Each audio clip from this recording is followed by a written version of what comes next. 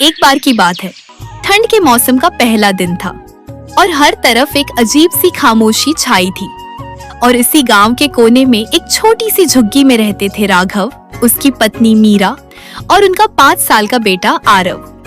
राघव एक छोटे से कारखाने में मजदूर था और मीरा घर संभालती थी।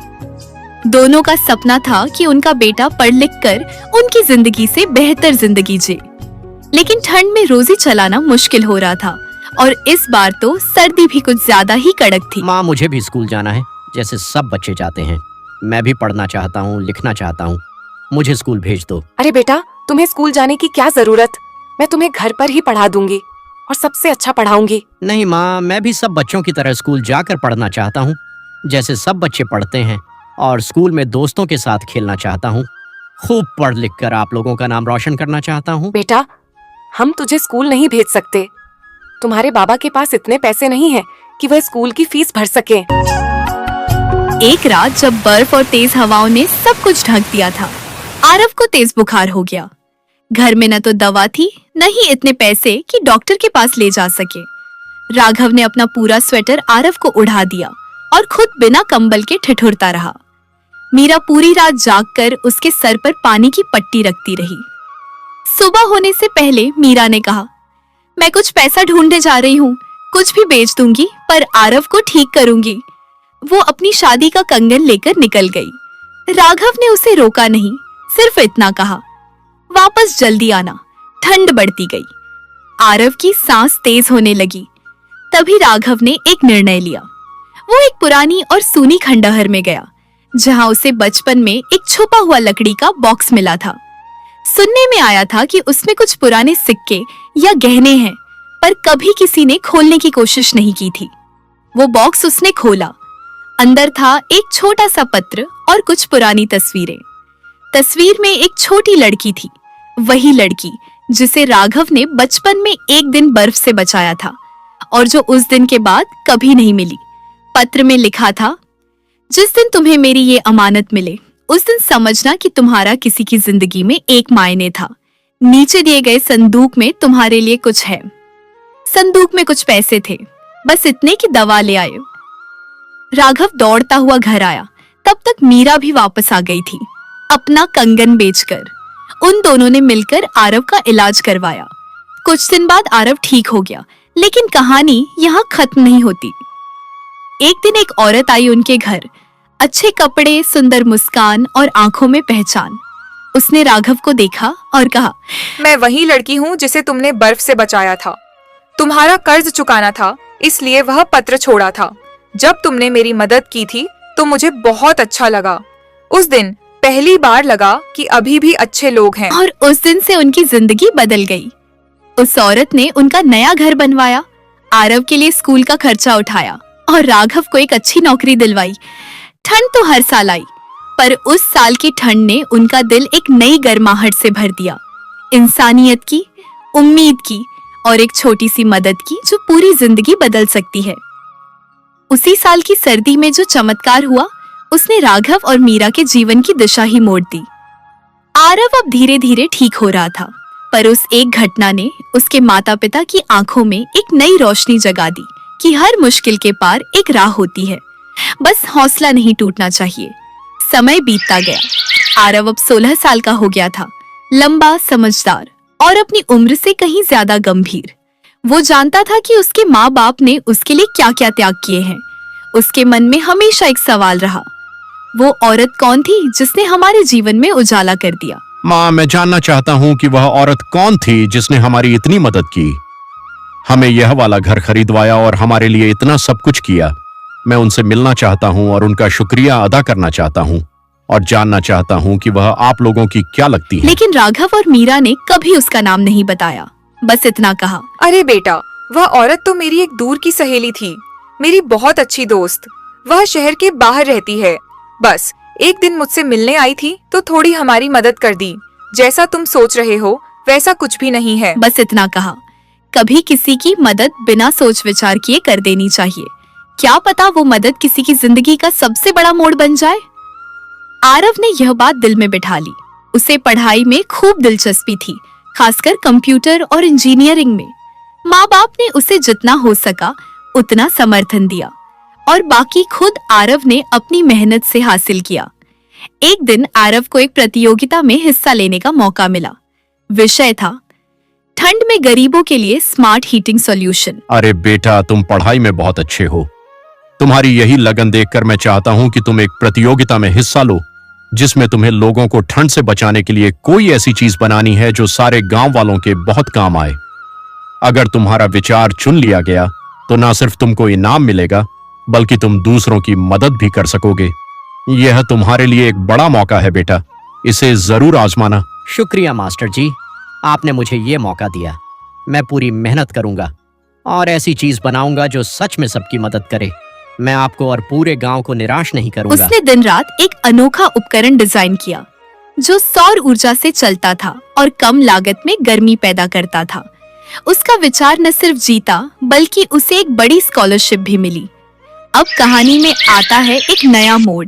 उस प्रतियोगिता के जजों में एक नाम था, कव्या सेन, वही महिला जिसे राघव ने बचपन में बर्फ से बचाया था, जिसने उनकी मदद की थी।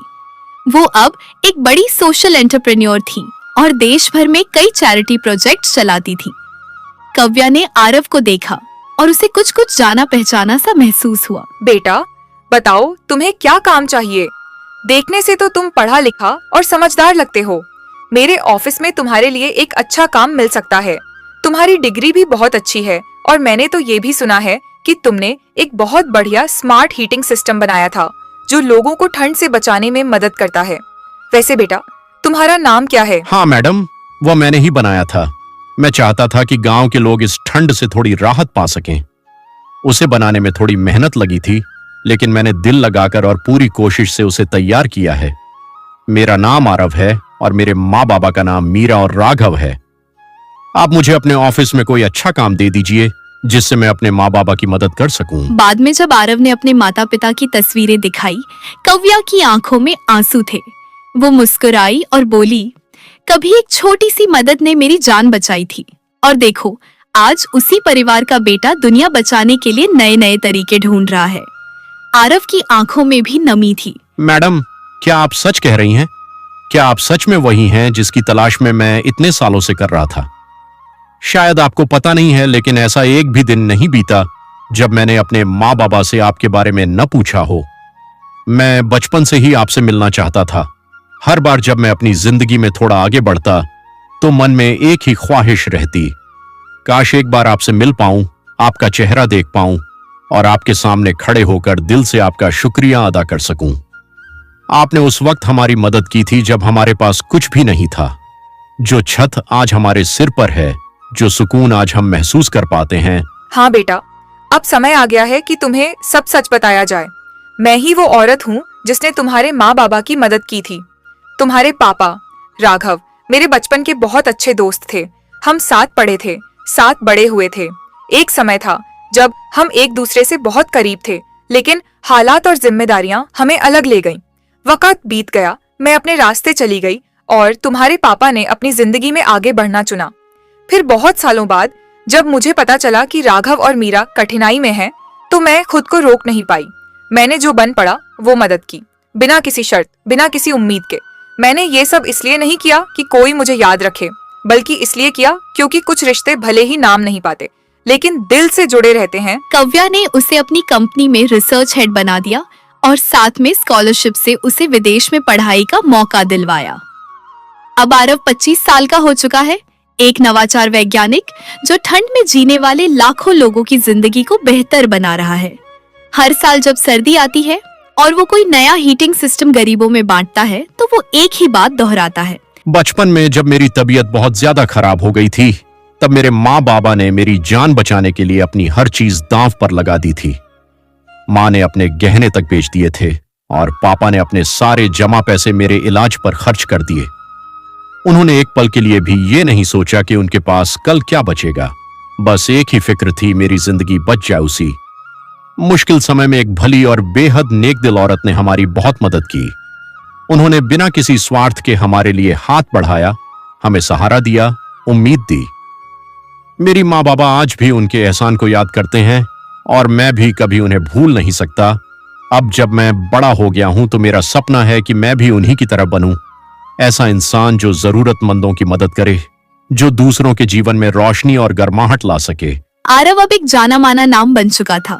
उसकी तकनीकें दुनिया भर में इस्तेमाल हो रही थीं, लेकिन उसके लिए यह कभी शोहरत का सफर नहीं था।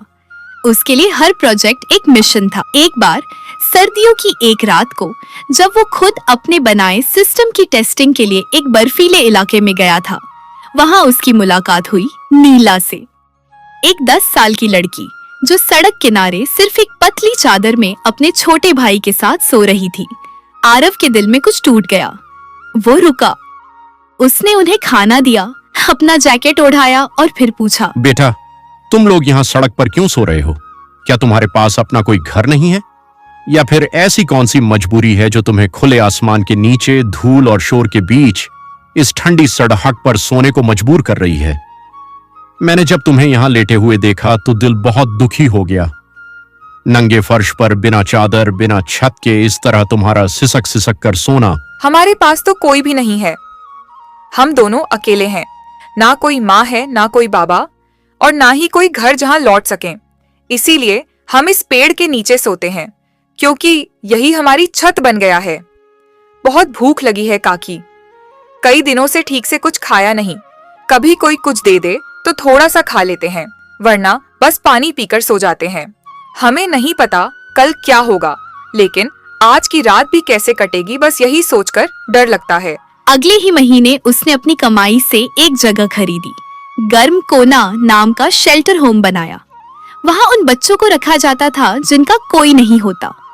हर बिस्तर में गर्म रजाई, हर कमरे में पढ़ाई की सुविधा और हर बच्चे को एक नाम, एक पहचान।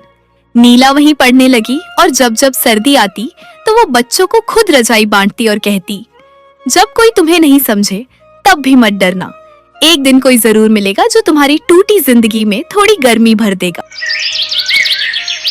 बच्चों, मैंने तुम्हारा इस स्कूल में दाखिला करवा दिया है। अब तुम्हें सर्दी अचकों पर नहीं, बल्कि इस स्कूल की छत के नीचे सुकून से रहना है। यहाँ तुम्हारे पढ़ने लिखने का पूरा इंतजाम है। किताबें, कपड़े, खाना पीना सब कुछ तुम्हें यहीं मिलेगा, वो भी बिना किसी कमी के।